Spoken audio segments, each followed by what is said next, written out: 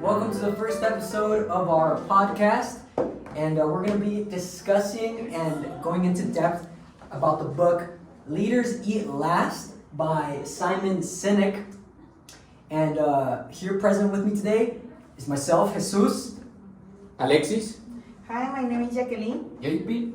Edna. All right, perfect. All right, take it away, Alexis. First of all, guys, I want to present the main theme about this podcast, which is Simon Sinek book, Leaders Eat Last, where he explores the principle of effective leadership and the impact of leadership styles in the organizational culture. The book is built around the idea that great leaders prioritize the well-being of the teams and create environments of trust, collaboration, and sense of purpose thrive. Mm-hmm. Yeah, that's that's a really small intro about the book, and now the title, Leaders Eat Last. What is it about? Yes, the name of the book has the name because in the armed force, the Marines and veterans have the rule of feeding first those who are in charge of the big task and the head of the organization. In the end, those who the privilege of leading will eat. I definitely understand that. It's so interesting. Yeah, it's really interesting of how the leader pretty much eats last. When the whole team or the Marines, have to charge into danger, have dangerous missions, and at the end, the leader has to eat last to ensure that his team has enough, food and stuff like that for the end, which I definitely get. And this book, you guys listen to me? Yes. All right, perfect. All right, so this book is pretty much divided into different parts, and the first section of the book is divided into 3 subparts. And the 3 subparts are, the first one is our need to feel safe, the second is powerful forces, and the last one is reality. So let's talk about the first one, which says that humans have a fundamental need for safety and security in their environment, especially in their workplace. Sure, it is important to have a workplace where all of the team members and the leader have some trust capability. They need to trust the members and the leaders so they can comfort challenges in a very positive way, and maybe this way they accomplish their goals better.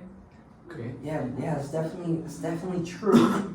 Like one of the quotes in the book, I don't remember the exact quote, but in the book it does say that, when we feel safe, we are more trusting, more open, more collaborative, and more innovative.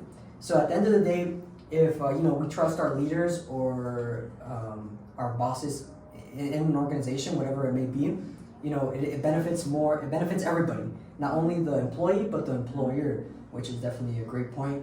JP, you want to add something? Well, yes, adding to your thoughts or about this part, there's this concept that is called the circle society, that in my words I can explain it as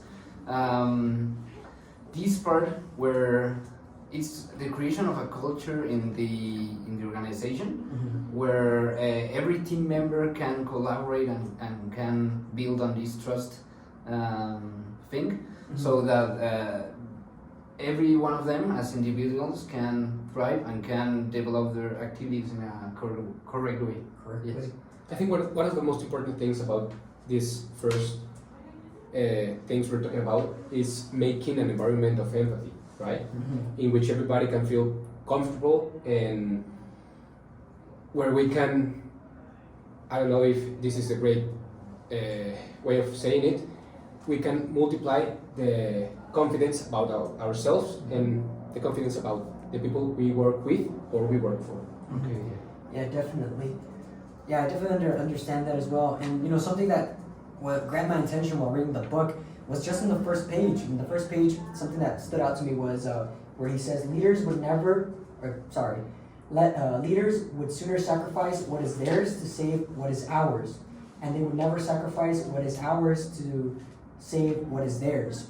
That a true leader would put himself in a spot where he ensures that his team has the necessary resources and skills to accomplish a certain goal. And it comes back to the name, right? The name of leaders eat last, where it's like in the armed forces, in the Marines, the leaders ensure that their team is taken care of so that they have a productive workplace. Even if, in the case of the Marines, it's like extreme, where they have to fight with life or death situations.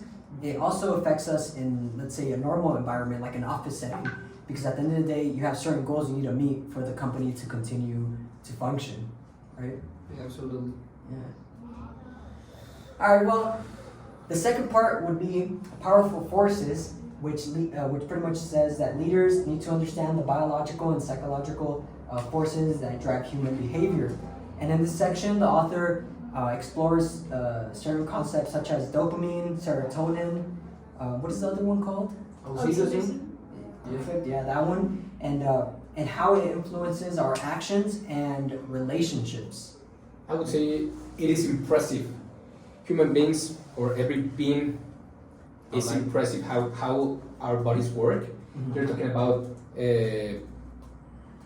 chemicals in our body who make us make things in sometimes we could never imagine, right? Yeah. As you said, we need to identify how our emotions control our actions, and that's why it's important to have emotional intelligence in our teamwork. And maybe if someone is not like acting as the way they should, you could like act in a different way, or maybe train them to act, or train them in emotional intelligence. Yes, I remember talking about my opinion about what you're talking about in the class. And I said that it is not bad to feel, but it is important how you feel and what you do with those feelings, right? Yeah. Yeah, well, sorry to interrupt you, but something I like to add, and I think it's very important in a leader, now changing a little bit the topic, but making it as a compliment, that the theme about self-regulation and emotional control, I think these kind of topics that we've seen in the class as well really have some power or really matter in this topic about the powerful forces. Yeah, definitely. Yeah, because at the end of the day, everyone is a social. I don't want to say it like this, but it is like a social animal where they're predisposed to feel protective of a group. Even in the workplace, you could have relationships where you feel that you need to protect somebody because you get along, you work great with them, and so it definitely involves all of these ideas that are not just in the workplace but outside of it, of how you react, your emotional control. All of these things do matter. And at the end of the last section would be reality, which pretty much says that leaders must confront the reality of a modern workplace, including stress, uncertainty, and rapid change. Because at the end of the day, depending on the leader, you might have a leader who's like a newer generation, let's say Gen Z, but you also might have a leader who's a boomer. And how do we, how do our leaders react to the reality of like, hey, we're like two generations of difference?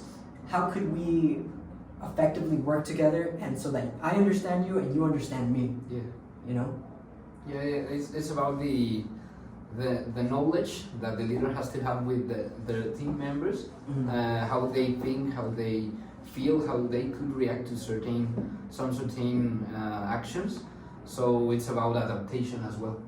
Of course, yeah. Sure, and maybe the perception of each generation is different, and they should like complement all of their perception together, Yeah. so they can accomplish their goals. Yeah, definitely. Yeah, because like I said, I don't remember the exact quote, but it did say, the author did say, in a weak organization, fear is the dominant emotion, but in a strong one, trust is the emotional, is a strong dominant emotion. Because it's true, at the end of the day, if you know, you fear your leader or somebody you look up to at work, or he's your boss and you fear them, you know, that could be very dangerous. So there definitely needs to be that level of trust between the whole team, you know. Okay. Yes. Okay, well, you know, we talked about the 3 sections, and that was our review or analysis of it. And yeah, thank you for listening. Catch you on episode 2. Thank you. Thank you. Bye.